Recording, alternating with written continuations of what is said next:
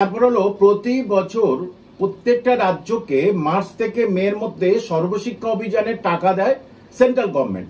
আর সেখানে গিয়ে পশ্চিমবঙ্গ সরকারের চক্ষু চড়ক গাছ যে প্যাপ মিনিটস শিক্ষা মন্ত্রকের যে সূত্র সেখান থেকে পাওয়া গেছে। প্যাপ মিনিট শিক্ষা মন্ত্রক যে সমস্ত অনেক সাংবাদিক পেয়েছেন, আমিও পেয়েছি, যে রাজ্যে স্কুলগুলোর করুণ অবস্থাটা শুধু দেখুন আপনারা। 66,744টি প্রাথমিক স্কুল পশ্চিমবঙ্গে, তার মধ্যে 5,149 বিদ্যালয়ে মাত্র একজন করে শিক্ষক। 5,149 স্কুলে একজন করে শিক্ষক। আর প্রাথমিক এবং 11,515টা স্কুলে মাত্র 30-এর কম পড়ুয়া। 11,515টি স্কুলে 30-এর কম পড়ুয়া এবং 3,659টি স্কুলে 15 জন কম পড়ুয়া।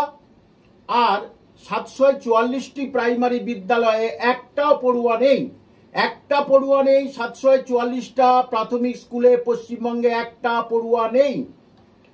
আসছে আপার প্রাইমারি, 6,426টি আপার প্রাইমারি আছে, তার ভিতরে 891টা বিদ্যালয়ে মাত্র একজন শিক্ষক। 891টা আপার প্রাইমারিতে একজন শিক্ষক এবং 720টি স্কুলে 15 জনের কম ছাত্রছাত্রী। 259টা স্কুলে একজনও পড়ুয়া নেই আপার প্রাইমারি। 259টি স্কুলে একজন পড়ুয়া নেই আপার প্রাইমারি। এটা কারোর বানানো রিপোর্ট না, সমস্ত রাজ্যের জন্য যে রিপোর্ট তৈরি করেছে প্যাপ মিনিটস শিক্ষা মন্ত্রক। সুতরাং রাজ্যের কি করুণ চিত্র দেখুন। আর এবছর মাত্র শূন্যপদ 20,000। ভাবা যায়, মাত্র 20,000 শূন্যপদ ফ্রেশারদের জন্য। এবং আপার প্রাইমারি যদিও এখনো করে রেখেছে, সেটা কবে দেবে ঠিক নেই। প্রাইমারি তো অতই চলে। তাহলে কি চাচ্ছে যে স্কুলগুলো সব প্রাইভেট হয়ে যাক, সেখান থেকে কিছু টাকা ইনকাম হবে। কিন্তু গরিব অসহায় মধ্যবিত্ত গ্রামীণ ছেলে মেয়েদের তাদের শিক্ষার হালটাকে তুলে দিতে চাচ্ছেন কি মাননীয় মুখ্যমন্ত্রী?